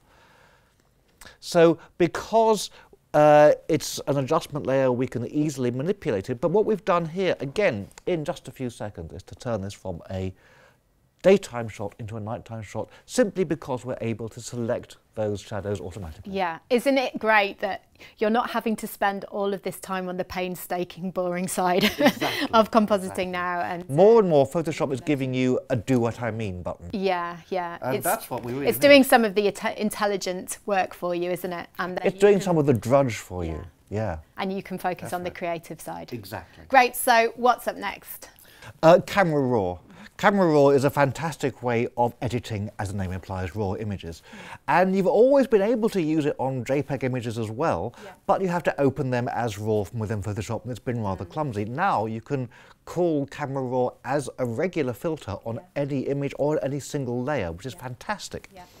And it works as a smart filter. And it works as a smart filter as well, but it gives you this huge range of options. And one really clever new tool is in the lens correction feature. So this is a photograph of the City Hall in Oslo that I photographed when I was there earlier this year. And it's taken at an angle, and wouldn't it be nice if all those verticals were straightened up? We can go into the lens correction section, click on the vertical, and there we go. And how long would it have taken to do that manually? Rotating, distorting, keystoning. Yeah. And it does it in a second. Fantastic, that's so fast, isn't it? It's really, really fast. And of course, because it's part of Camera Raw, you can apply a whole range of adjustments and you can modify them all independently before then committing it back into your image. And of course, the straightening function of Camera Raw is also, as we mentioned, within Photoshop Mix as well, which would be too higher processing power to happen actually on your mobile device. But that information is done via the Adobe servers, and the synchronizing all happens via the Creative Cloud. It's worth pointing out that although it's done by the servers, you're not aware of images going backwards and forwards. It happens very, very fast indeed. Steve, thank you very much for showing us those tips and features there. They're really, really useful things. So also, Steve's going to be joining us in the Design, Web and Publishing show to show us some of the Photoshop 3D features in action, right? In the meantime, though, can you give us a little bit of advice for those who are starting out in the industry as to how to get on in their careers? The most important thing, I think, is to get as much work published as you possibly can. Yeah. And it doesn't matter if it's in a parish circular, in a local magazine, in a local newspaper, or even on the web. But when you go and approach a design editor, an art editor in a magazine or a newspaper, and they need to know whether to trust you, they need to know not is this person's work revolutionary, is it groundbreaking, is it exciting, is it modern?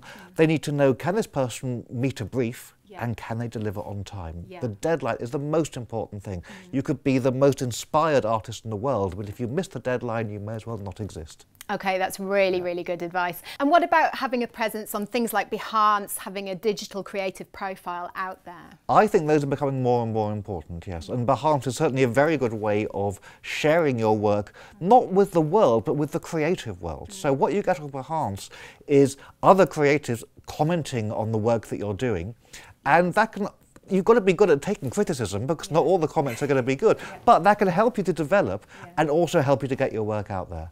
So certainly get on Behance. Also, you know, every designer, every artist, every photographer should have their own website. And if they don't, it's like they don't exist. So it's so easy these days to build your website. It's essential. And for those of you who do have Creative Cloud membership, you've actually got ProSite as part of your account for free. So that's a nice templated site which works with your Behance profile. So if you produce projects, you can easily then push them out to your ProSite, and you've got more ability to customize that and make it look like a professional site. So do definitely look into that. And I think a good thing about that is a lot of guys putting their websites together obsess over the look and feel and trying to make it different and modern and exciting. And if you are promoting yourself as a web designer, then absolutely that's what you should be doing. If you're promoting yourself as a photographer or an illustrator, then frankly, it's the work that it's the work, and just pick a template, one that suits your style, but your work absolutely has to be foreground. Yeah. Great advice there. Thank you so much. Just one last thing. What do you think has been the secret to your success in the industry? Oh, working fast. Right, yeah. And always saying yes, actually. Okay. When I get two kinds of phone call. I get phone calls where people call me up and they say, I've got a simple job for you, which are always, without question, the most difficult jobs. Most challenging, most difficult, most time consuming. Exactly. Yeah. And sometimes the phone will ring and someone will say, I've got a very interesting job for you. And those are often the cases where I'll put the phone down and I'll think, how on earth am I going to do this? But without exception, those always produce the best work of the year. So go for the difficult jobs because those are the ones that stretch you, that make you think in a different way and that ultimately produce the more interesting work. Steve, thank you so much for all your words of wisdom, your tips, and also the great features that you've shown us. We really appreciate your time. It's been a real pleasure, Iona. Thank you for having me on. Thank you. We really want to hear your thoughts about all you've seen so far, so do get in touch via Twitter using the hashtag #CreateNow.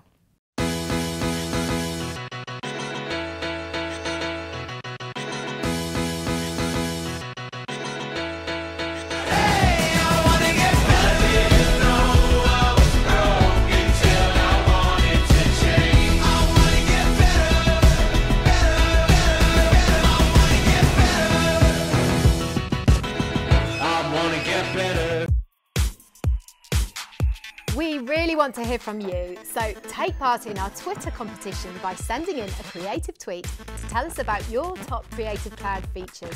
Our Adobe panel of judges will select their favourite tweet from each Northern European country, Denmark, Sweden, Norway, Finland and the UK. The winners will receive a 12-month membership to the Creative Cloud. But not only that, the overall tweet from all the regions will win a Microsoft Surface Pro 3.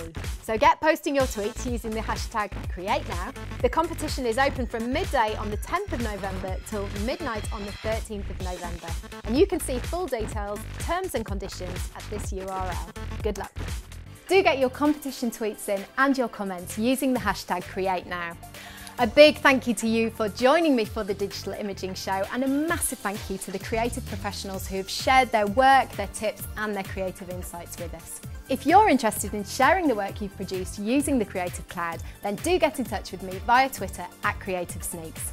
That's all we've got time for now, but we've got plenty more inspiration, tips and creative insights for you in the Design, Web and Publishing Show and the Video and Motion Graphics shows. Here are the details.